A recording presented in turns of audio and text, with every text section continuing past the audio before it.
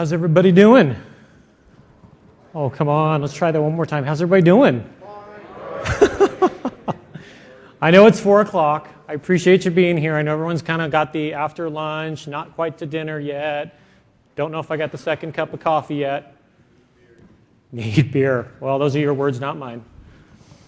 It's a pleasure to be here. My name is Jeff Woolsey. I'm a Principal Program Manager in the Windows Server and Cloud Division. I'm going to go ahead and get started. I basically could talk to you guys for 4 days in a row, but they only gave me 75 minutes. So we're going to cram it all in as much as we can. I'm going to focus on Hyper-V storage and networking in Windows Server 2012, but there's actually a number of other areas I'm going to delve into a little bit too, such as scale-up and some of the changes we've had to make to Hyper-V and virtualization.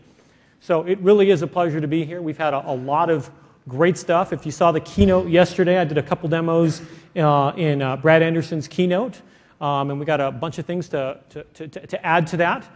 But some of the session objectives and takeaways. Number one, why Server 2012 for private cloud?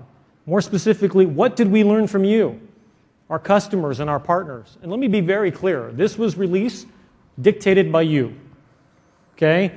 We've got a nice big laundry list of features that we continue to go through. But the important thing is we always prioritize the things that are most important to you first. So we're going to talk about scale-up workloads, talk about storage, networking. And again, I want to be very clear. There's no way we can cover everything in one session. Just no way. And it's a nice problem to have. It just means that it's a feature-rich release. And I encourage you to take a look at the Windows Server blogs and more of the content that's coming out over time here. So some cloud considerations. A few things.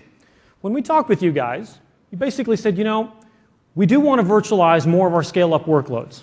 Okay? We want to go after those really big workloads. Those things that require dozens of cores, hundreds of gigabytes of memory, SAN attached.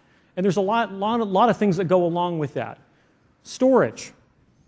Whether you're using SAN, whether you're using file, whether you're using block, we want to give you the best solution for all of your storage needs. I'm going to let you in on a little secret. How many of you own a SAN? Anybody? Pretty much 75% of you. Here's a little secret. If you own a SAN, Windows Server 2012 is a no-brainer. It's really that simple. If you own a SAN, Server 2012 is a no-brainer, and I'll explain that in a minute. Continuous availability. We've looked at the entire stack, storage, networking, even beyond that. VM replication cross-site. We wanted to provide a continuous availability across the stack. VM mobility. This is something you guys have had a lot of input in. I'll explain what this means when I get to a lot of your input around live migration. Networking. Huge challenges here. Boy, it's very clear that we hit a hot button yesterday. When I demonstrated network virtualization, I could look out in the audience and I saw eyes like this everywhere. When we were done, people came by the booth all day yesterday going, number one, I was already sold on Hyper-V and Server 2012. Already there. Now you showed me network virtualization and I'm like over the moon. You need to explain this even further. So it's clear that we hit a hot button. Everybody seems to be running into the same problem. VLANs, that was a nice solution 15, 20 years ago. It was a nice solution for your static workloads. When you've got workloads flying all over the place, or when you're trying to deliver solutions at cloud scale, VLANs fall apart. They weren't designed for this. So let's talk about scale-up workloads. First of all, scale isn't just more virtual processors. I get this all the time. With Server 2008 R2, hey Jeff, I need more than 4 virtual processors so I can run my big scale-up workloads. Well, yes and no. Forget about virtual machines for a second. I can give you a physical server with 1,000 cores in it. If it only has a gig of memory, who cares? You're never going to keep the CPUs busy. Okay, so we drop in a terabyte of memory, but it still only has a single NIC, or it still only has a single disk. It's a game I like to play called Where's the Bottleneck? In fact, almost all of the issues we see, for example, around SQL have nothing to do with Hyper-V. It's about the storage behind it. Get this thing happened all the time. Jeff, I was running SQL on physical machines, everything ran great, and then I moved it to Hyper-V, and the performance isn't good. Tell me why. I'm like, well, forget about Hyper-V for a second. Tell me about the storage. Well, over here I had 100 spindles, but over here I have 2 spindles. What? I'm not kidding, folks. And I asked him, why on earth do you think that that's going to be the same? Well, it's virtual, right? It's virtual. It's not magic, folks. Okay? So it is about balance. It's a really important point to make. We want to maximize hardware usage, and your VM performance must increase with cores. That last one sounds really silly. Even for me to say it sounds silly. But it's an important point here. Because guess what? If you don't do your homework, I could have actually given you more cores, and your performance could have gone down. Okay? With Server 2008 R2, we have 4 virtual processors, and people have asked, couldn't we just give you 8 or 10 or 12 or give you some more in 2008 R2? We could have, but if we didn't do the work in the guest in terms of NUMA, your performance could actually be inconsistent, which is worse than going down. Try and troubleshoot that. Or it could actually degrade over time. We don't want that. Virtualization benefits like live migration should just work. This one, again, sounds really simple, but let me explain this. We spent a lot of time on pre-planning for Server 2012. In fact, I saw Bill Lang, one of our vice president for server, he basically, I saw a note that said we spent over $10 million just in pre-planning. No code, no testing, just going out and talking with you about what was important. And in the case of live migration, we would ask customers, look, I can give you shiny new feature X, but if I give you shiny new feature X, this VM can't be live migrated anymore. It's locked to this machine. How do you feel about shiny new feature X? And the answer was always, I never want to see shiny new feature X again. I have to be able to live migrate VMs around for planned downtime, for unplanned downtime. In fact, I want you to go the opposite way. I want you to make it easier for me to move VMs anywhere. Okay, that's a tough one, but we heard you loud and clear. We also want to virtualize those workloads considered non-virtualizable. And what I mean by that is, a lot of folks have virtualized their file, their print, their web, their SQL. They're doing it today very successfully with Hyper-V. But they got that big workload sitting on the corner on the bare metal. And I'm talking about that big monster SQL. Okay, it's using 24, 32 cores. It's got 250, 384, 512 gigs of memory, and it's attached to my SAN. And I've left that on the bare metal. Those are the workloads we targeted with Hyper-V and Windows Server 2012. I can already do your web. I can already do your print. Let me let you on a little secret. Microsoft.com, as of this month, has been powered by Hyper-V for over 4 years. TechNet, msdn.microsoft.com, I'm sure you went there to download the beta for Windows 8 Client, Windows 8 Server. That's all been powered by Hyper-V for 4 years. No downtime. So when anybody asks me, gosh, I don't know, can Hyper-V deliver performance and scale? I'm like, we've been doing it for years. Let me be very clear. If there was downtime, there's this shy retiring gentleman at Microsoft you may have heard of. His name is Steve Ballmer. If his site went down, he'd probably be standing on my desk. So I'm very confident we can deliver the performance and scale you need. And now we're going to ratchet up big time with Windows Server 2012. In addition, server resiliency, uptime, and security is paramount because more resources and capacity are ever before on the server. You've got more cores, you've got more memory than ever before. We want to look at the entire stack. From a NUMA standpoint, let's talk about physical NUMA for a second. To scale up, okay, on a physical machine, you have to deal with challenges of NUMA. And NUMA essentially is about dealing with some issues that we had in the past. Long, long ago, we used to have servers with single processors. Then we added 2 processors and 3 processors and 4 processors. And they were all accessing I/O and they were all sharing the same bus. And they were all communicating with memory over the same bus. And we realized that doesn't scale over a specific amount of cores. In fact, the bus couldn't keep up. So we did come up with NUMA. NUMA stands for non-uniform memory access. And essentially what this does is you group processors and you group memory into what we call nodes. So each node has a processor and memory, and it gives you what we call local resources and remote resources. And local resources mean the memory is in the same node as the processor. And if the processor needs to access memory outside the node, it can, but it's remote. It may have to make a NUMA hop. So it helps hosts scale up, and partition cores, again, are mapped into nodes, and allocation and latency depends on location. So for example, NUMA-aware applications are more and more common every day because SQL, Exchange, your database, even IIS in Windows Server 2012 is NUMA aware. And the important thing to understand is when an application allocates threads and memory resources, you want to do it all in the same NUMA node. You want to keep it in the same NUMA node, and you want to avoid traversing NUMA nodes as much as possible. That gives you the best possible performance. And high-performance applications will detect this and minimize crossing the NUMA nodes. So that's the physical side. So here, for example, is what good NUMA looks like. Here's a 4-socket machine. It's got 4 NUMA nodes. This is optimal. The system is balanced. And what I mean by that is memory and allocations, thread allocations, they're happening within the same NUMA node.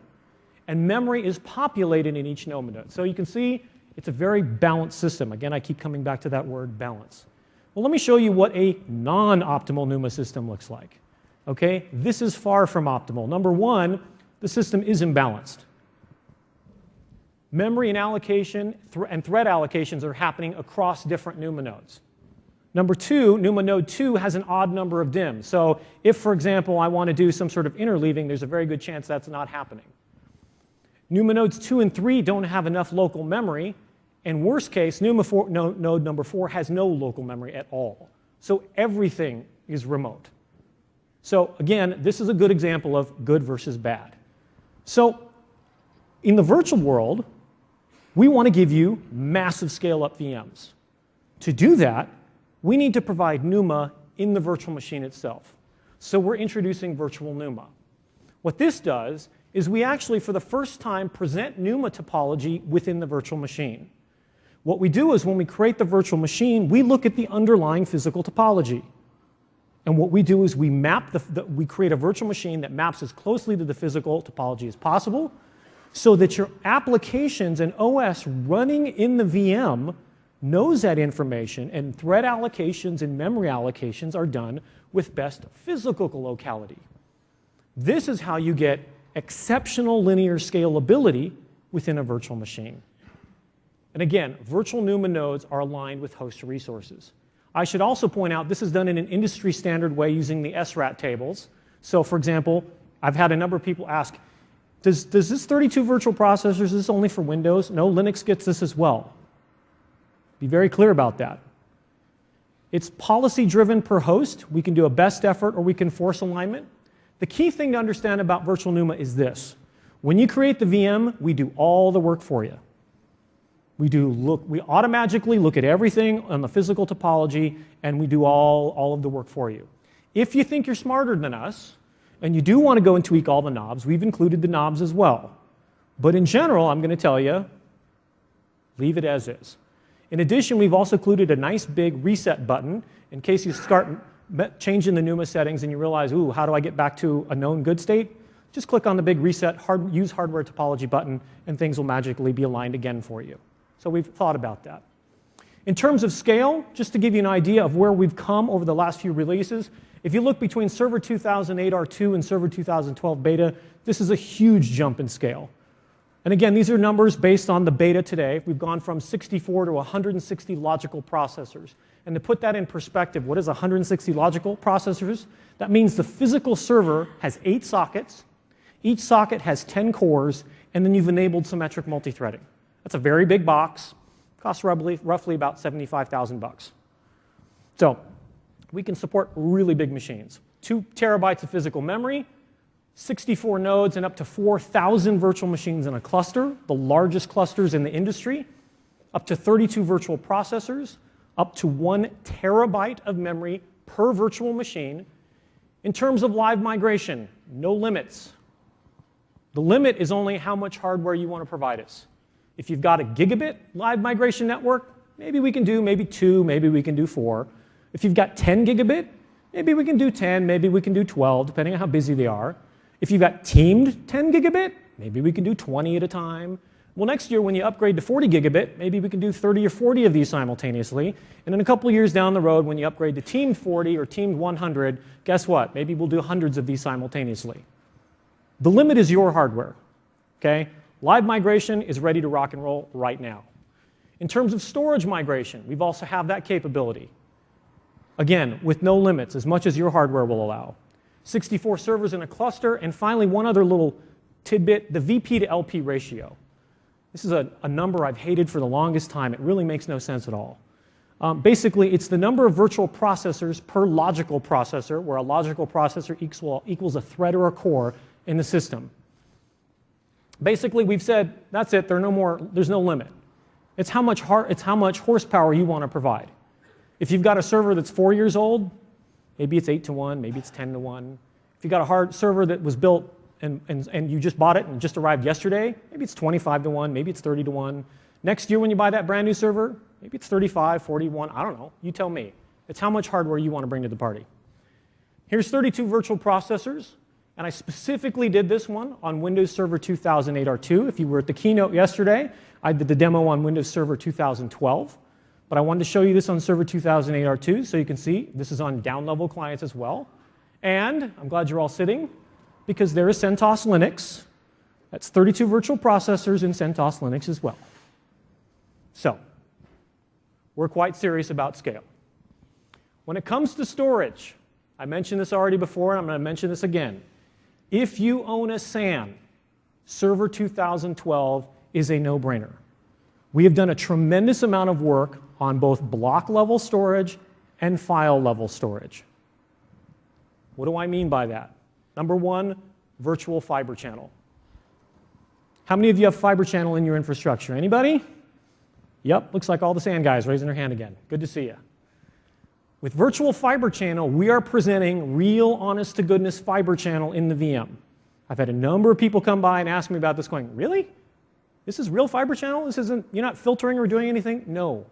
This is real, unadulterated fiber channel, which means if you want to run guest clustering, you want to run MPIO, you want to run DSM software like EMC PowerPath, works flawlessly in a Hyper-V VM. Support for file-based storage. This is new. So again, we've done a tremendous amount of work on the file side as well. We now support low-cost file-based storage based on SMB 2.2. Because we understand that people have said, we want to also, at the same time, there may be cases where file is plenty for what I need. So we now support file-based storage. We have the new VHDX format. It's more resilient. Also, hugely, massively scalable. Support for up to 64 terabytes per virtual disk. Or, as I like to say it, 32 times anyone else in the industry. That's just included in the box.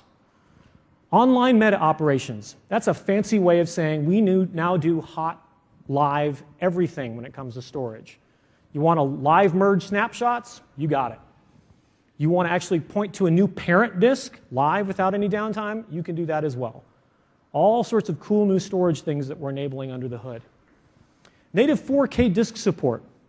This one I wanted to mention briefly because I'm not sure where a lot of folks are aware of this, but this is an important thing to understand that's coming in the industry. Today, when you buy a disk, and you see these disks are getting huge, 3 terabyte disks, $99.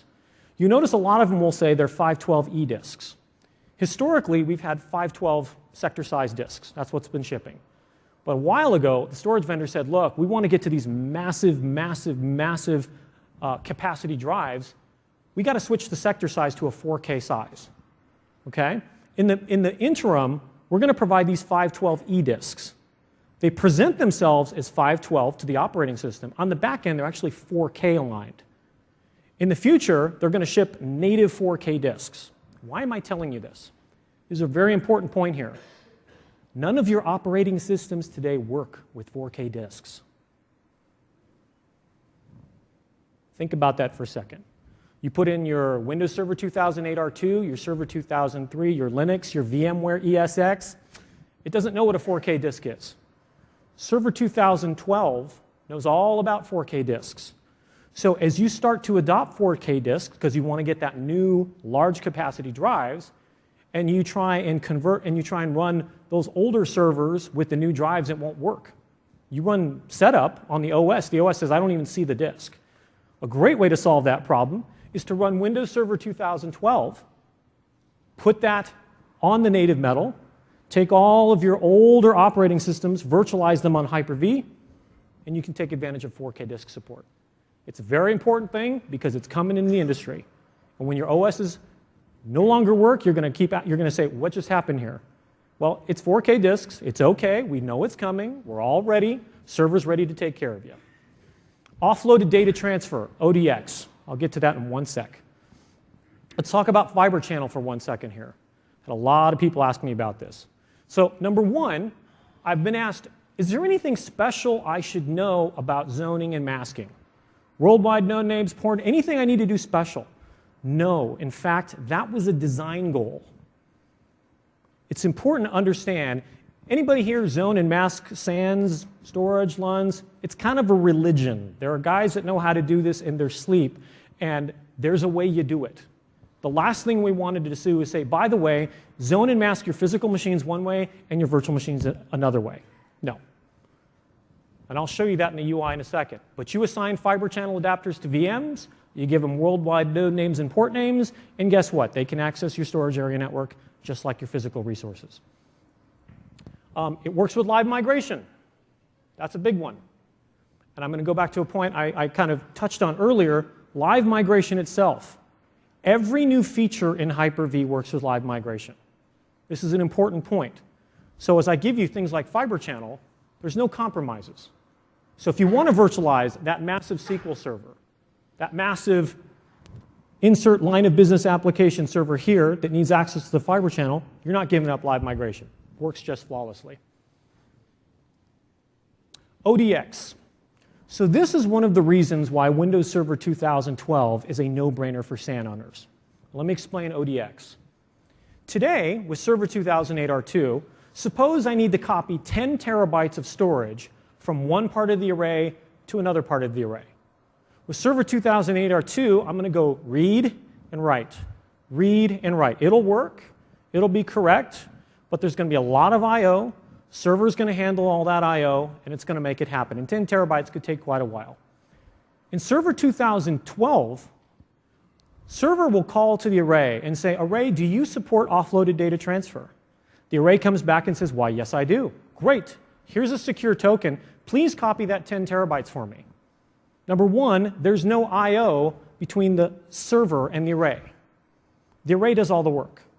Number two, for the array, it actually may not need to copy the 10 terabytes. It literally may be moving pointers. So something that could have taken you hours or days could be done in seconds. That's a huge, huge win. We've been working with all the storage vendors, you name it. They are excited out of their mind on this one. The nice thing is, this is just transparent. If this is a file copy, like literally, we take care of it for you. There's no ODX button you need to go find. There's nothing you need to enable. We just talk to the SAN. Either the SAN supports it or the SAN doesn't. If the SAN doesn't support it, then we'll just copy it the way we've always copied it.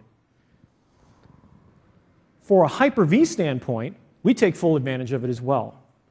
For example, creating a fixed disk.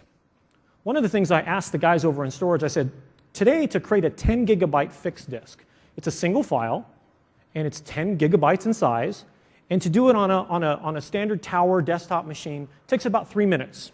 It's a single file, and we zero it for security. I said, how long does this take on an ODX machine? Well, it takes about 3 minutes on a standard desktop. They said, watch this. They said, by the way, Jeff, don't blink. Click done. So something that took 3 minutes is done in less than half a second. Dynamic disks, where we're actually growing because the disk needs to expand, will take advantage of ODX as well. VHD merges will take advantage of it. And live storage migration. So if I need to move my VM storage from one part to the next, it will also take advantage of it transparently. So huge wins, all included in the box. So again, it's a no-brainer, folks. Hyper-V storage, no limits in dynamic. Live storage migration, as much as you'd like. VMs on file storage, yes, with SMB 2.2. I also want to point out, I had a couple people come by the booths yesterday and say, hold it, Jeff. Does SMB 2.2 mean only the Windows file server? No. I'll be very clear. We went to NetApp. We went to all of the guys that are out there making file servers. In fact, we even went to, I'm glad you're sitting, the Samba organization. And we told them, guys, this is how you implement SMB 2.2. They wrote a nice blog on it. They were excited out of their mind. They couldn't believe it. They're like, I'm sorry, you're from Microsoft? Yes, yes we are. We're here to help. Okay? You know that line, don't you? SMB.2.2. So we're working with all the storage vendors. Honestly, I'll be shocked. I was shocked to find out just how many vendors were still shipping SMB 1.x implementations. So I've always wondered why people always, say, oh, SMB's slow. Well, if you're using a 20-year-old protocol, yeah, it's slow. It's horribly chatty. That's why you don't use SMB 1.x. I was surprised to find out how many people were still on that old stuff. We want to get the industry up to the current SMB release 2.2. Virtual fiber channel, yes. Virtual disks up to 64 terabytes. Native 4K disk support, live VHD merges, secure offloaded data transfer. Another key capability. This happens every time I have a conversation with folks that come to our executive briefing center. The CXOs will be sitting there, and they're all kind of tell me the same thing in a different way. But it basically boils down to this. Jeff, we like the cloud. We like this whole idea of extreme standardization. We like this whole idea of presenting and rationalizing our storage, our compute, our networking, multi-tenancy. We love all this. But there's one thing that keeps us up at night. I have good processes in place, but what other safeguards can I use to protect my data? And I'll give you two examples of what keeps them up nights. Number one, this is a real case. Server hard disks appear for sale on eBay. This is a US power company. This is a very good company. These are good people. They do the right thing. They have good processes in place. Unfortunately, disks that were in their servers ended up being sold on eBay. What happened was, they actually, when they get their new servers, their old ones are given to a third party. That third party degausses them or destroys the disks. Generally, they degauss them and sell them up on eBay and recycle them, but do it in a secure way. Unfortunately, what happened here was a simple whoops moment. These disks, for some reason, didn't make it through the process.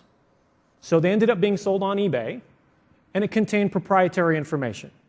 Emails, customers' information, billing information, address information, all the things you don't want. And CXOs, this is the thing that keeps them up at night. Now, every so often, I'll talk to someone and they'll say, oh, come on, Jeff. Yeah, that's the 1 in a million thing. We secure our infrastructure. In fact, we've got our data centers locked up tight. Okay, I believe you. Let me show you what happened just a couple weeks ago. This is a HIPAA breach. Anybody, all of a sudden everyone kind of tightened up when I said HIPAA. Stolen hard drives. A large medical provider in Tennessee is paying $1.5 million to the US Department of Health and Human Services. What happened here? Theft of 57 hard drives that contained protected health information for over 1 million individuals. Now you're all thinking, oh, somebody left these drives in the back of their station wagon, right? These weren't protected. Actually, these were extremely protected. They were secured by security patrols going around the building. Biometric scanner to get into the building. Secured by a key card scanner to get further into the building. Magnetic locks, and then keyed locks. The disks were still stolen, and even though they had all those in place, the Department of Health said, sorry, you're still liable. We want to solve this type of problem. This is a very, very big problem. To that end, we are providing a critical safeguard for the cloud. BitLocker encryption for cluster volumes. First time ever. With BitLocker, had they used it in either of those cases, they would have been safe. Because the only thing you can do when you get the disk is you type in the PIN or you format the disk. When our military goes into combat and they got jump racks with servers, they're all BitLockered. Standard operating procedure, if they have to make a quick retreat, is to take a grenade, put it on the server, and run that way. The grenade takes out the server, great. If the grenade doesn't take out the server, it still doesn't matter, because the bad guys can pull out the disk, plug it into the machines, and the only thing they can do is type in the PIN or format the disk. We want to bring this to everyone. And the big change here is we've supported this in the past on Server 2008 R2, but that was only with locally attached storage. Now we're doing it with cluster volumes. So now when you go deliver and create that private cloud, this is a no-brainer, folks. This should be on. This integrates with Active Directory, it integrates with group policy, and the next logical question I always get asked about this is, yeah, but what's the performance impact? The performance impact, we actually had to put in special instrumentation to find. because this is all done at the hardware level. It's actually at 0.0001. Okay, so it's essentially free, folks, because it's all done using hardware-based encryption. Critical safeguard for the cloud. All right, let's get to networking. So when it comes to cloud and hybrid clouds, there's a couple different ways you think about it that you've told us about. Number one, we need to be able to host multi-tenant workloads. You want security, you want isolation. You expect nothing less. So I talked about this yesterday, network virtualization. And here's a great, easy way to think about it. I've got 2 customers that I want to host in my data center. I'm a service provider. I want to bring Woodgrove Bank, I want to bring Concoso Bank into my service provider. We all agreed on terms, and they say, oh, by the way, I'm using 10.1.0.0, and I'm using 10.1.0.0.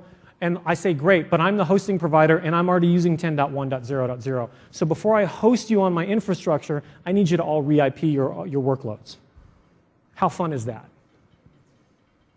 I've talked to many customers that said, look, I've got this server here. This server's been has been around longer than pretty much most people in the company. We don't know what it's called. We just know this is the IP address. And we know that there are servers all throughout the company that every week or every quarter run reports on this IP address. We are not changing that IP address. There's nothing you're going to do that's going to change that. So what we want to do is we want to decouple the application from the IP address. Essentially, you both want the same thing. As a tenant, you want to easily move VMs to and from the cloud. As the hoster and the service provider, you want to place VMs anywhere in the data center. This was an interesting tidbit we got from service providers. Is today they've been using VLANs, and VLANs have lots of limitations of their own. According to the spec, there should be 4,095 VLANs. But in many cases, some switches, for example, don't do that. They top out at 128 or 255 or something, not 4,095, because who thought they were ever going to need 4,095 VLANs when they designed their switches ages ago?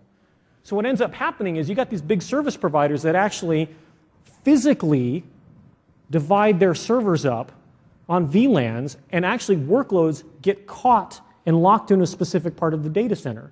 So service providers want the ability to be able to move VMs around their infrastructure as well. And at the end of the day, you both want easy onboarding, flexibility, and isolation.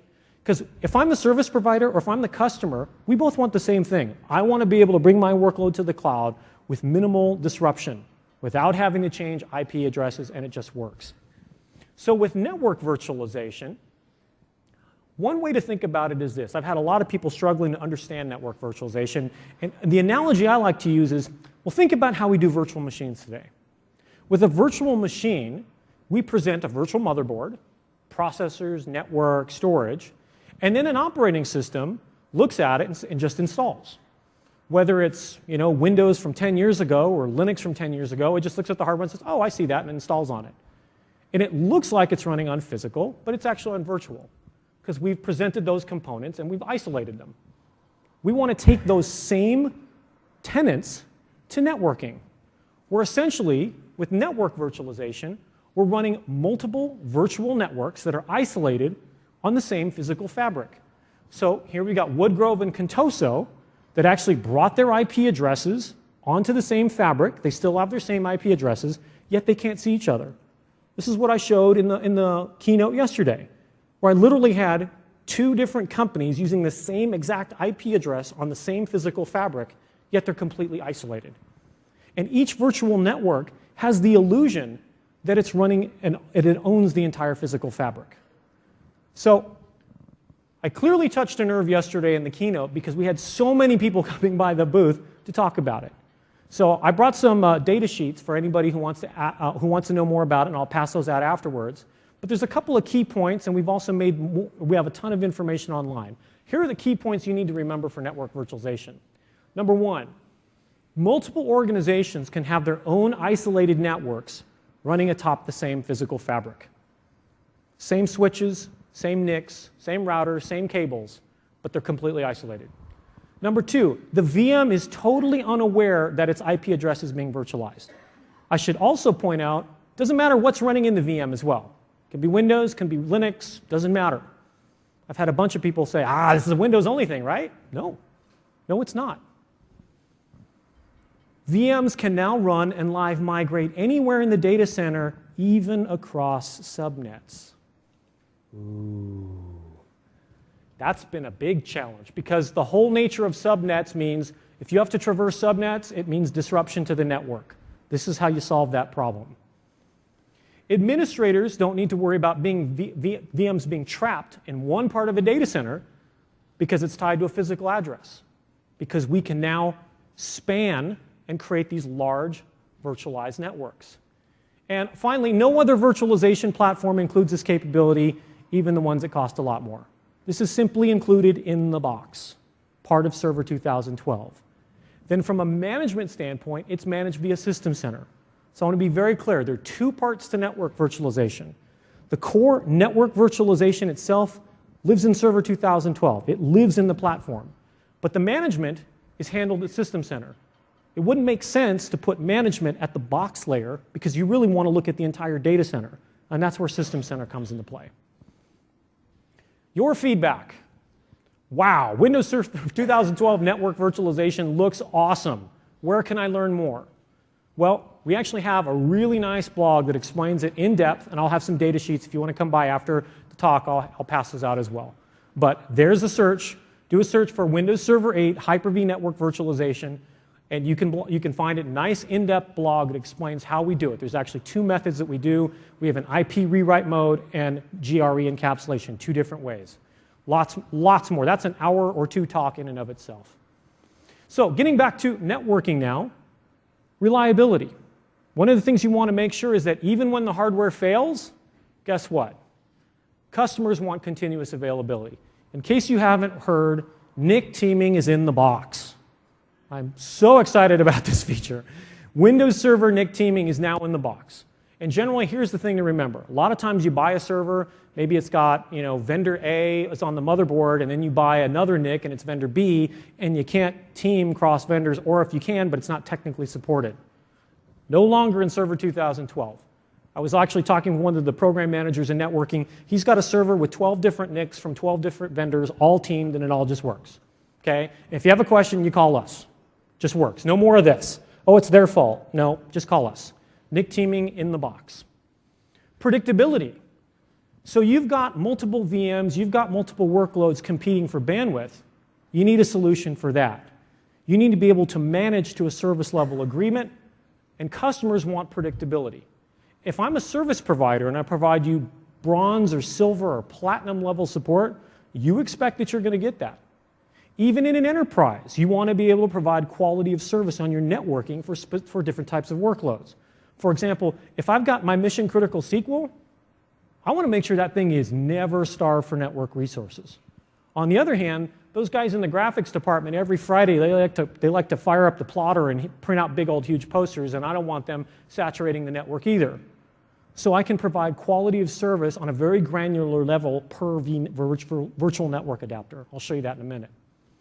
And cloud admins want scalability, and customers want performance. And finally, this is a big one, extensibility. Customers want specialized functionality with lots of choice. For firewalls, for monitoring, for fabric integration. This is a very, very big one. And let me explain why. Anybody here use VMware? Anybody? Anybody? Anybody use the Cisco Nexus 1000? Ooh, not too many. Okay. A couple things to understand about how VMware does networking, and we looked at it very carefully. They basically have what we call a closed replaceable switch. So with VMware, I can use their switch, or I can replace it with the Cisco Nexus 1000. Those are my two options. I get one or the other. We had long debates about this. We could very easily done the same thing and said, look, we'll do a closed replaceable one. But we said, you know what? That's not the way to go. We want to go with an open extensible switch. And here's what I mean by that. Here's the network stack for the Hyper-V extensible switch. Number one, let's say I just want to inspect traffic and I want to generate a report or just watch traffic as it goes across the virtual switch. SFlow by Inmon has already been announced to do exactly that. It's very lightweight. It's just to watch packets as it traverses the switch. Or what if you want to do something more in-depth than that? So for example, you'd like to actually drop packets, modify packets, insert packets. This is something that a virtual firewall wants to do. And that's exactly what the guys at 5.9 have announced. And you can expect others are on the way as well. With the Windows filtering platform, gives them a lot of granularity in terms of what you want to do in terms of introspection on packets going across the switch.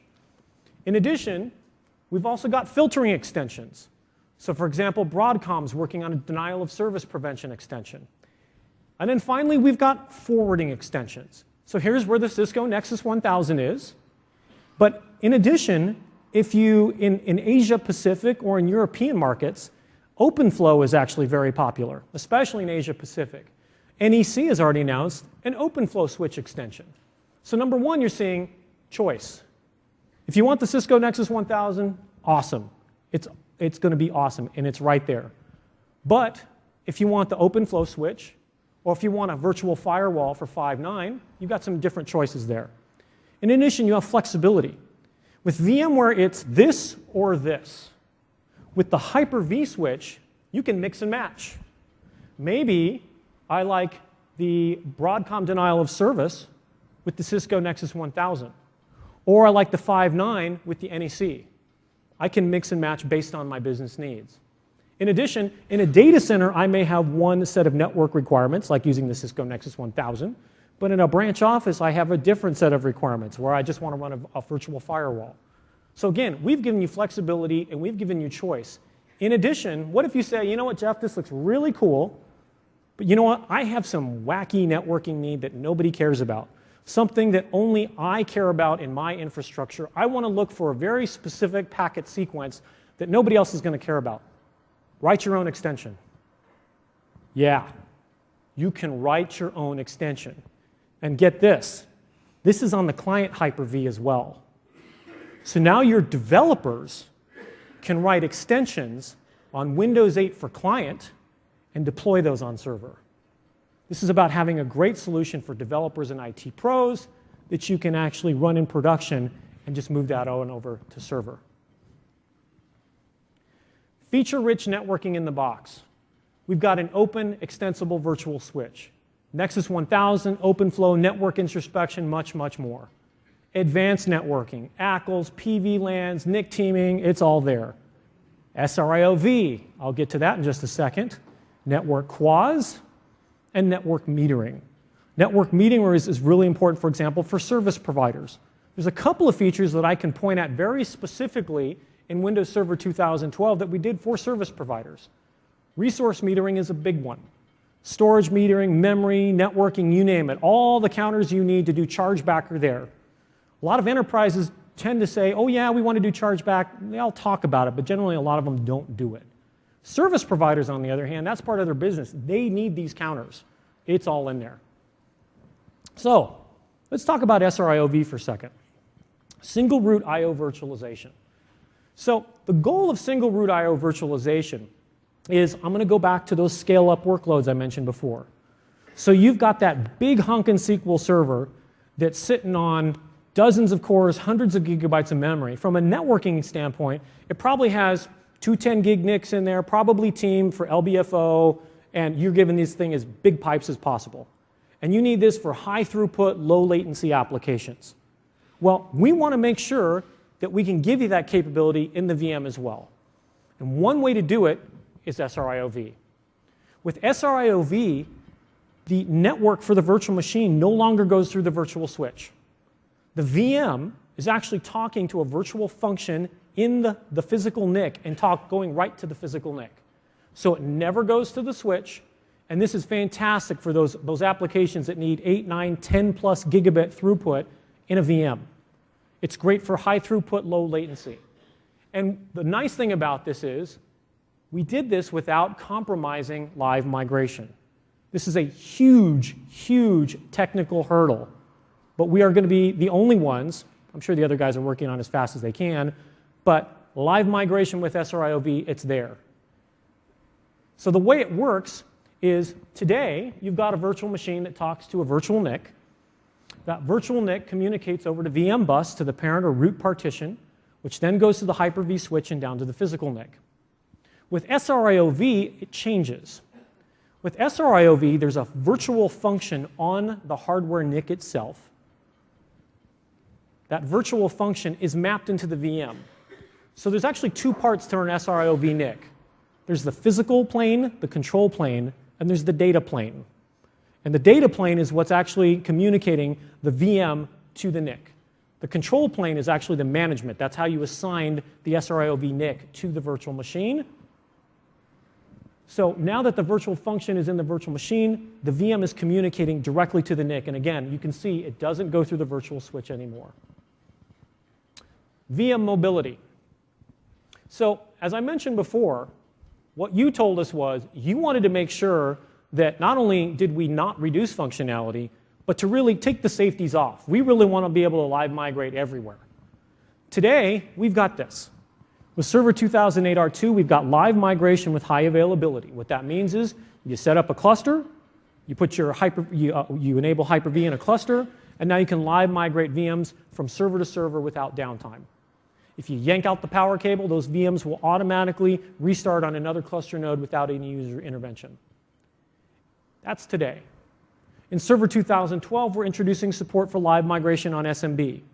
And the reason why I call this out, and I didn't just put it under live migration with HA, is because this one's a little bit different. Because SMB, if you stick it up on a file share, it's on shared storage. So you actually don't need clustering. Clustering is now optional in this configuration. So for example, suppose you're in a test dev environment, a QA environment, or even a production environment, and you don't need HA. You've got a scale-out application, you don't need HA. Or you're in a test dev environment, you don't care about it, but you still want to be able to live migrate the VM around. No problem. Set up a file server, put your VMs on it, go to town. No SAN needed, no clustering needed. If you decide later, you know what? I do want some HA, I actually do want high availability, great. Enable clustering, and now you've got HA support. So optional there. Live storage migration. With live storage migration, now the virtual machine sits still, but the storage moves. So I can move it from direct attached storage to direct attached storage, or direct to a file server or to a SAN, but it gives you flexibility in storage. And in fact, I like to always say, wouldn't it be great if you could live migrate a VM with nothing but an Ethernet cable? You may have saw me do this in the keynote yesterday. I did it with VMM. Let me show it to you using just the inbox UI. So I'm going to switch on over here. Everybody can see this? Great. So I'm running, this is the Windows Server 2012 beta. This is what's publicly available. Before I get to live migration, let me show you a couple of things. Number one, let me go back to the SAN comment I made earlier. Server 2012 includes the new virtual SAN manager.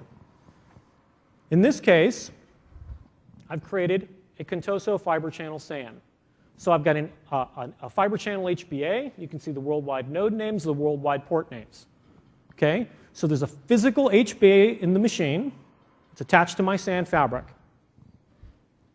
Now, when I go to a VM, let's just go to Test VM, right-click and go to Settings, you'll see we have new hardware. We have a new fiber channel adapter. I click on Add, and lo and behold, I attach it to my SAN. Click Apply.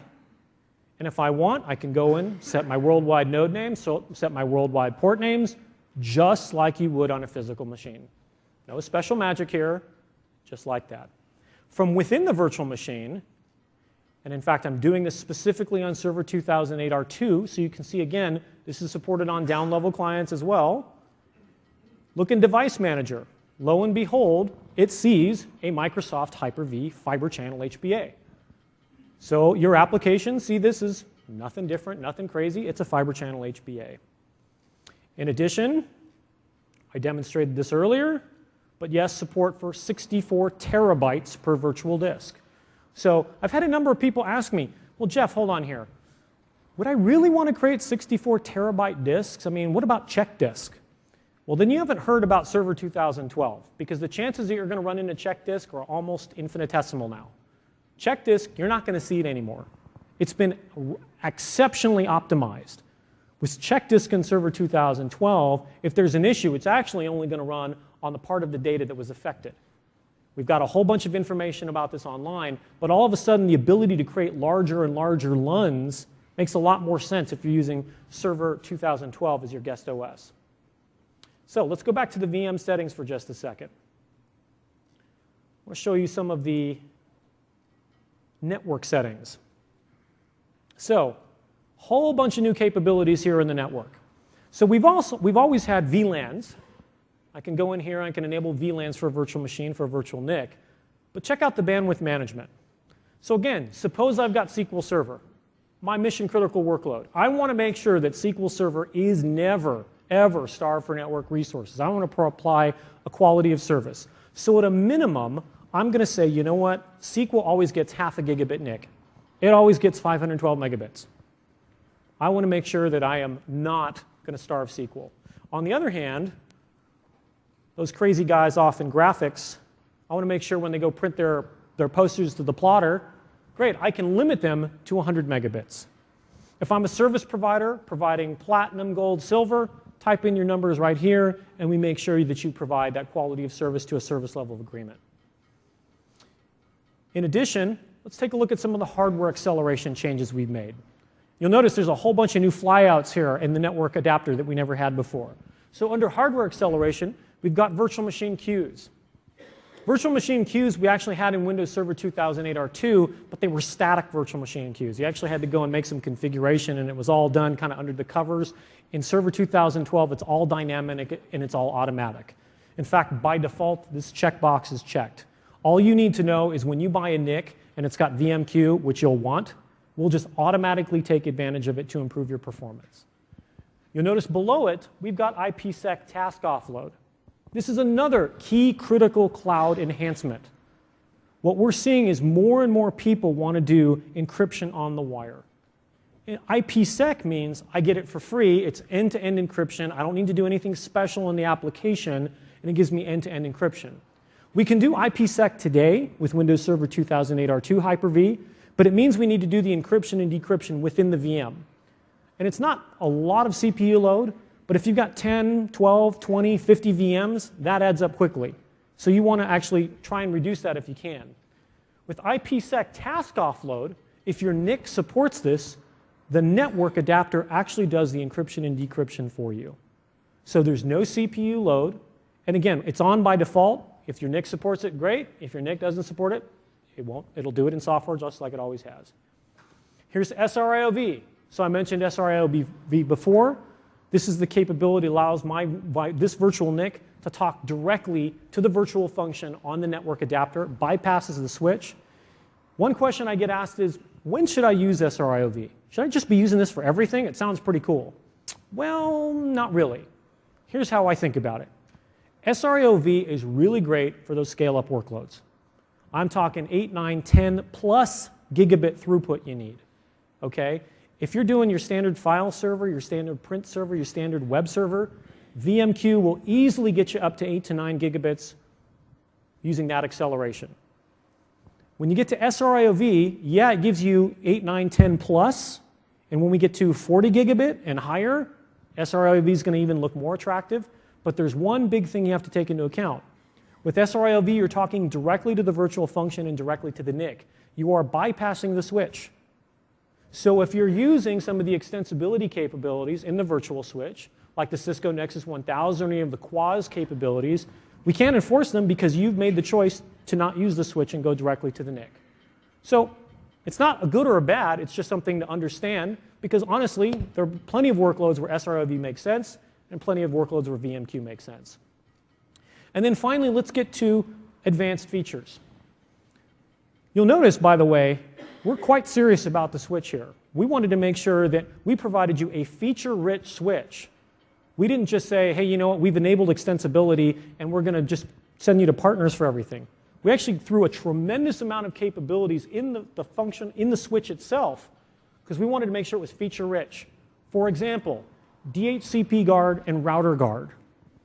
Okay, one thing I always like to remind people is the bad guys have credit cards too. So you're a service provider, and you want to set up a hosting provider business. And the bad guys, well, they want to rent a VM. VMs are cheap, a few cents an hour, right? Great. you provision me a VM, but they put their own OS and pretend to be a DHCP server or pretend to be a router. And they want to check out what's going on in terms of network traffic. We want to help you protect against those types of attacks. Check on this, and guess what? We'll help you protect against rogue DHCP servers and rogue routers in your infrastructure. Also, port mirroring. Very commonly, we're asked about promiscuous mode, which technically isn't the right way. What you really are asking is port mirroring. You want to actually be able to look at all of the traffic coming off a specific port. You got it. You set the destination, you set the source, go for it. You can do that. I should also point out that everything I'm showing you here, this is all the inbox UI for Windows Server 2012, but more importantly, everything here can be automated via PowerShell. So automation is simply part of the package. So those are just a few of the things that we've done in terms of the networking standpoint. So let me get on over to migration for a second. So yesterday I showed you migration from Virtual Machine Manager, but let me also show you migration from within the inbox UI. So I literally have two machines here. Switch, network cable. That's it. It's the little Netgear white switch everybody probably has in their office somewhere. So nothing special, and it's literally two laptops. I'm going to move the virtual machine from demo 1 to demo 2. I'm given a couple of options here. Do I want to move the entire VM to a single location? Do I want to actually select each location? What's cool about this is, suppose I had a VM that had 4 different disks, and I wanted to live migrate that VM and live migrate all of the disks to 4 different locations. One of them, the OS disk, that can go to my file server. But the next 3 are my important data disks. Let's send those to a SAN. You can do all that in one fell swoop here. Nobody gives you that level of granularity except for us. Finally, I'm going to move the virtual machine. Oops, sorry, I want to move the entire virtual machine. This is Share Nothing Live Migration. It asks me where do I want to move it. I'm going to just stick it in this folder and click Next and click Finish. So, how does all this work? Everyone wants to know. Let me explain it to you. Share Nothing Live Migration number 1 is an incredibly difficult engineering problem to solve.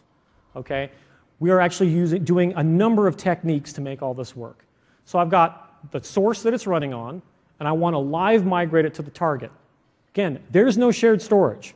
There's no clustering, there's no SMB, there's no SAN. Literally everything is moving over the network.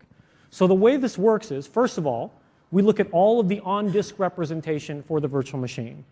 We look at the VHDs, we look at the config files, we look at snapshots, we look at diff disks, we look at the entire virtual machine. We start to copy those over. If your underlying storage happens to have ODX, we'll take advantage of it. If not, we'll do the copy. We copy all the storage over. We also put the VM into an I/O mirroring mode. We want to make sure that writes are happening to both locations because we've got to keep the storage in sync. Then, once we've done that, then we start to move the VM, its running state, its running processes in memory. The way we do that, first of all, suppose it's been allocated 2 gigabytes of memory. Make it even more difficult, 8 gigabytes of memory. Okay? Of that 8 gigabytes of memory, maybe only 50 megabytes of it is actually active.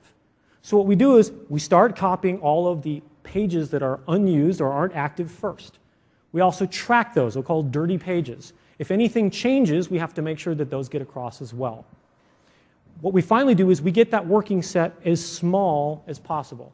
Once we get it down to that last 50 megabytes or whatever that number is, then we do a very quick brownout and we bring it up on the other server.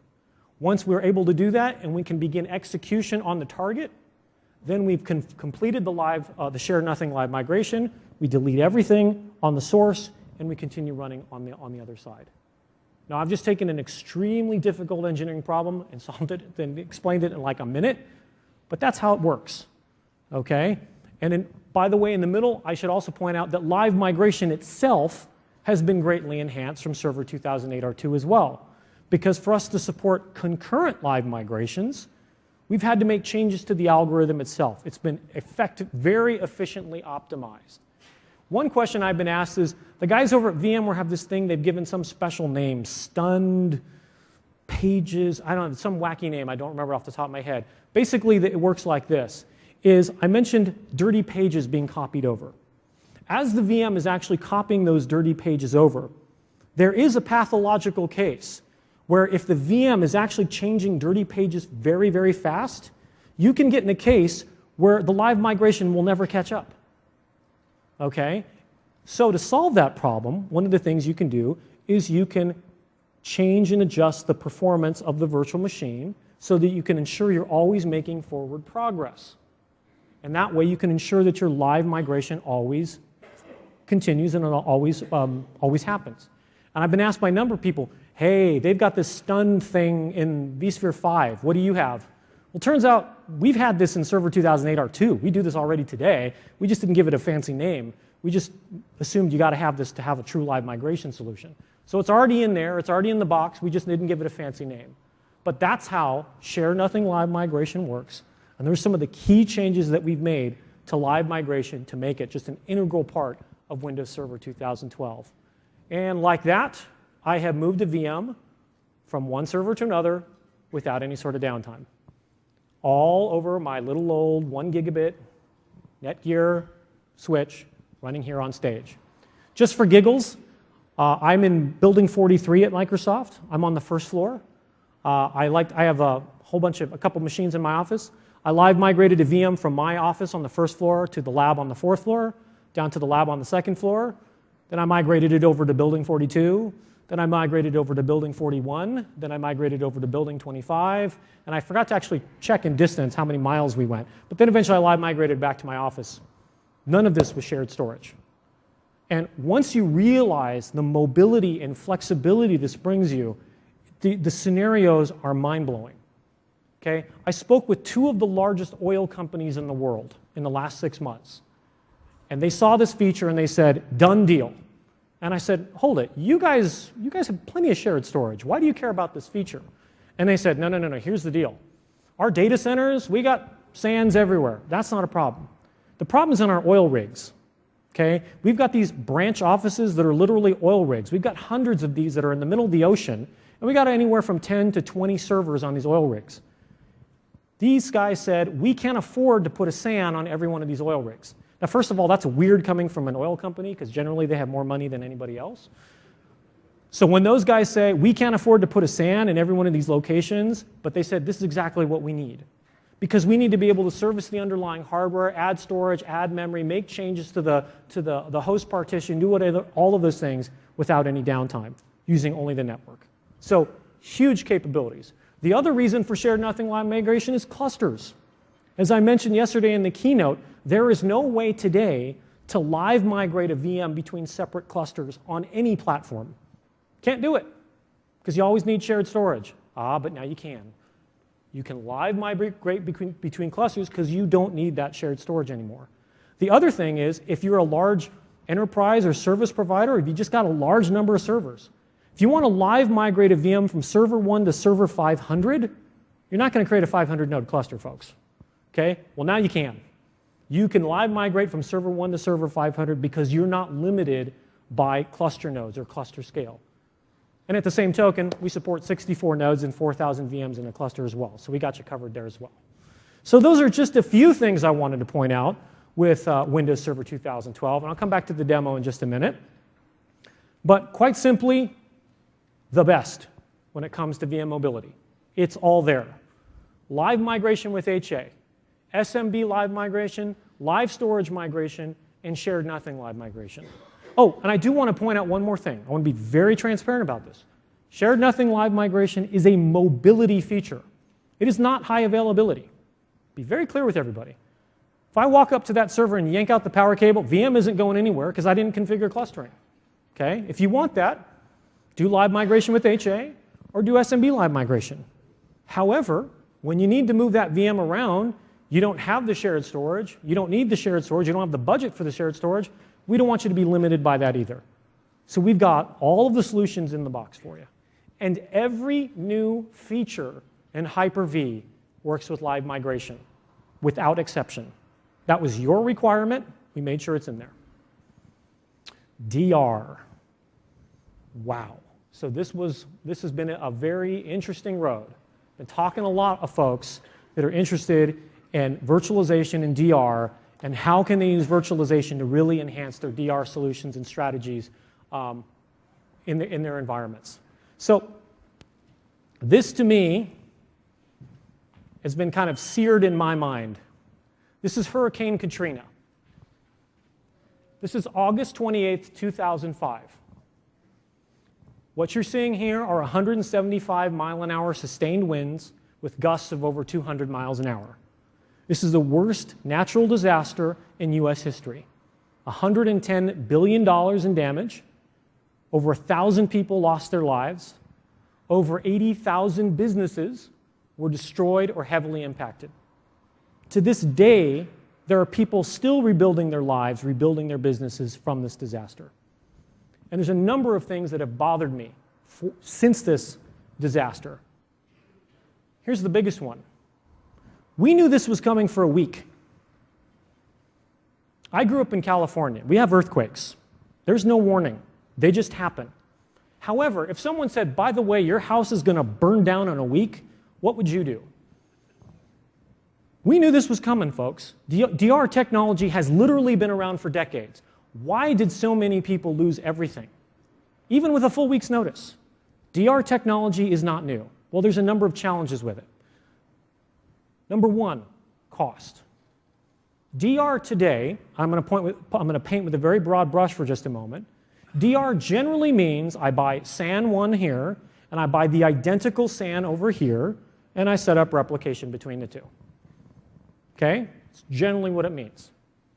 Not the most inexpensive thing in the world. And it's going to be the same SAN. Number two, complexity. Let's just look at one tiny aspect of DR, the network. I've got one site running here with one IP address range on one subnet, and I need it to fail over to another IP address range on another subnet. Oh my gosh, how do I deal with that? Number three, inflexibility. This goes back to storage. Today, generally, DR means you buy the SAN and you buy the same exact SAN here. Well, what if you've got a branch office that doesn't have a SAN?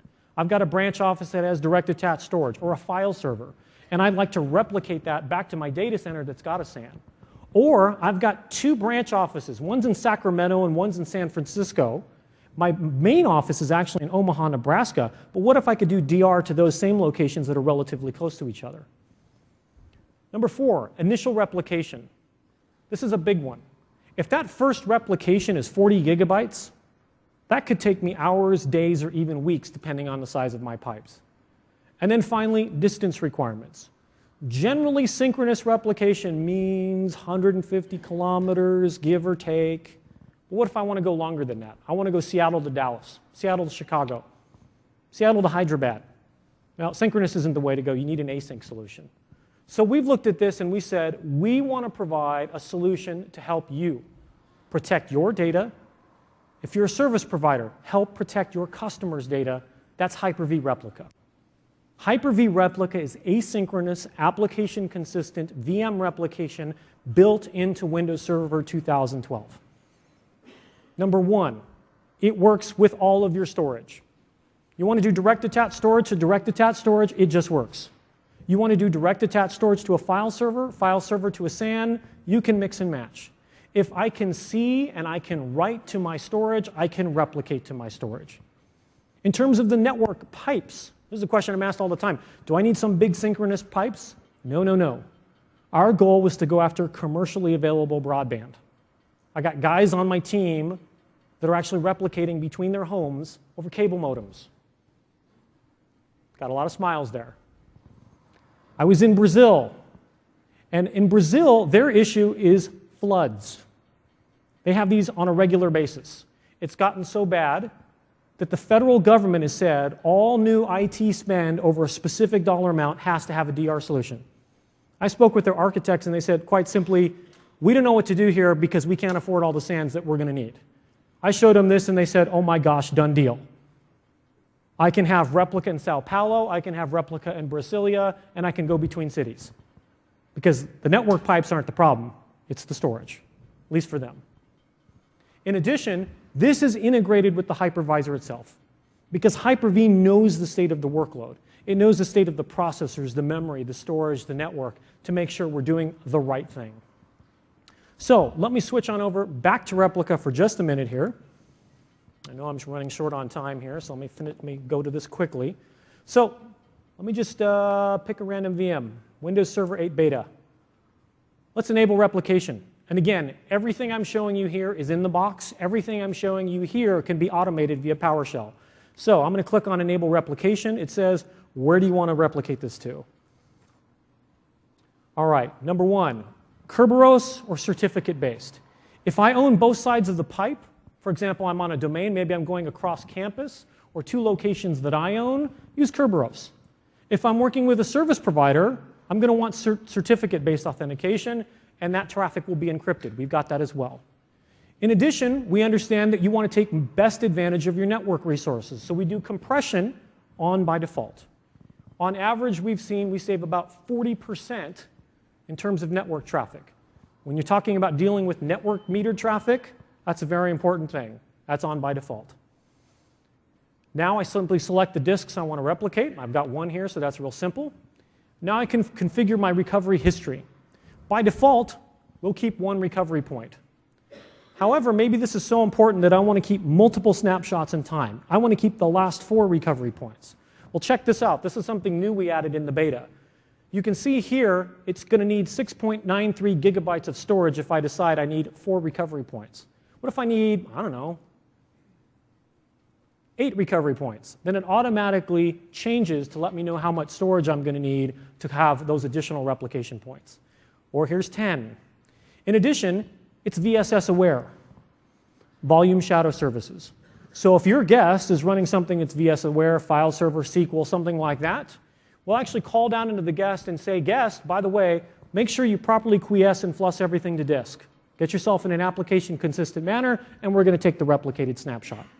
Now, it's not on by default because we don't know what your guest is going to be or what the application is going to be. Say, for example, it was Linux. What? Yeah. Doesn't matter what's running in the guest. It can be any OS. So, yeah, it supports that as well. So let's click. I'm going to go with a single recovery point. I'm going to click Next. And now we have the initial replication method. So guess what?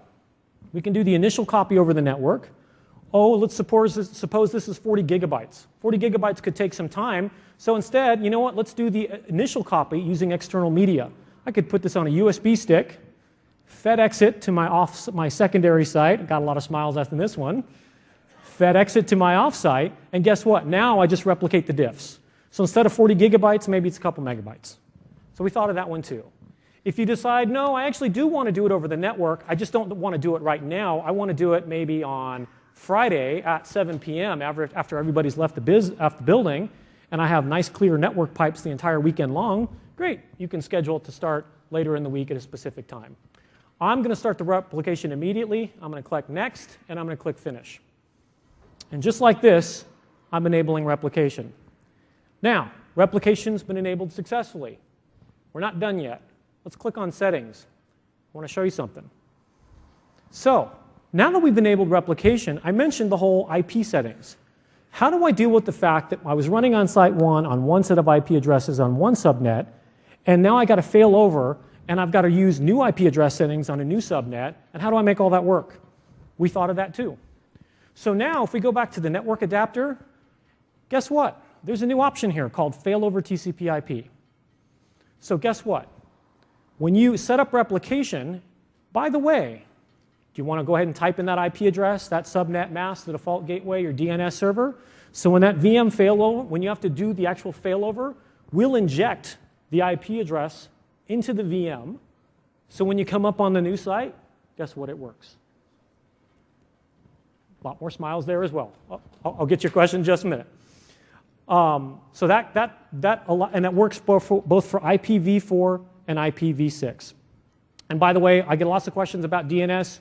You still got to handle DNS yourself, guys. You got to set that up, okay? But this allows you to change and deal with the IP addresses as you handle the failover. And I'm going to go ahead and click. Let's see, I don't need to do anything here, actually.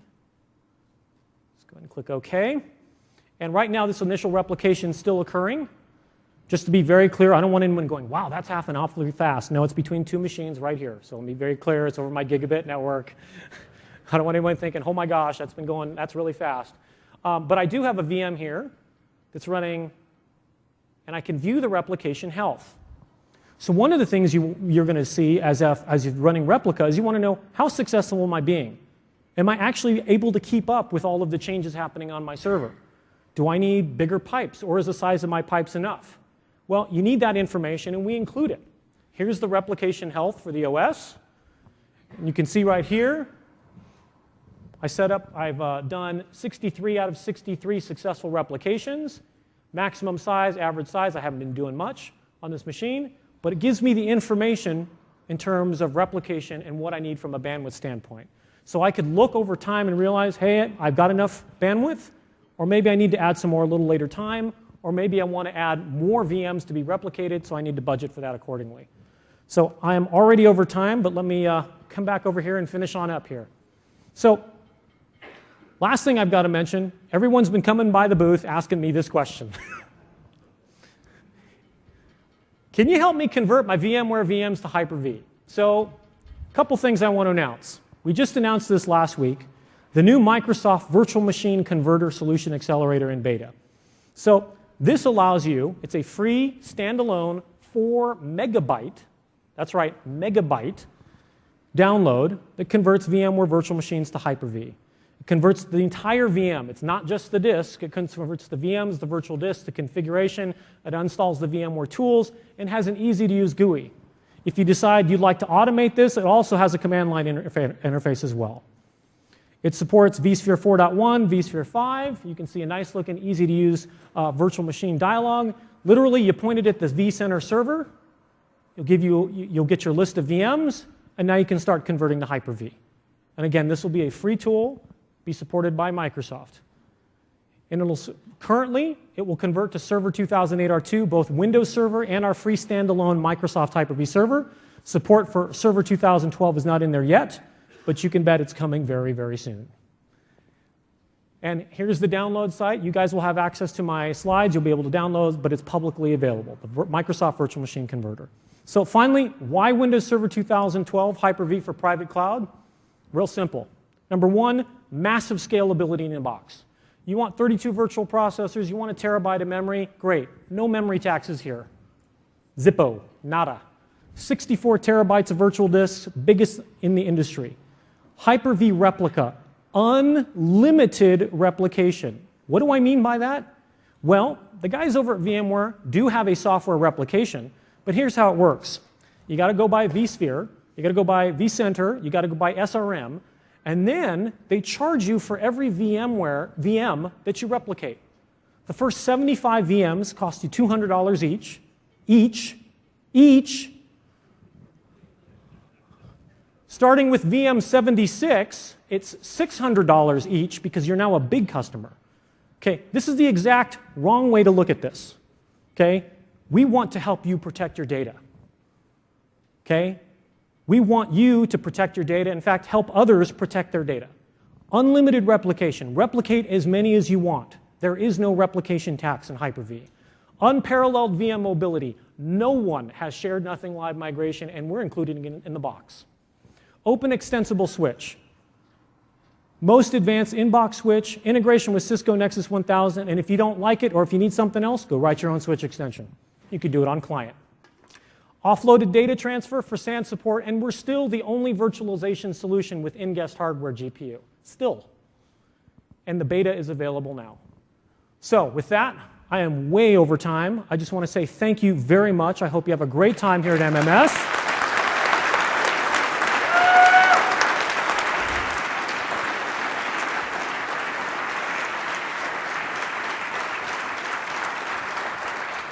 Thank you very much. Please, we've got lots of topics here at MMS on private cloud. Please complete your session evaluation. And I'll be at the booth. If you want to talk more about Hyper-V, network virtualization, replica, Server 2012, happy to answer any more questions. Thank you very much.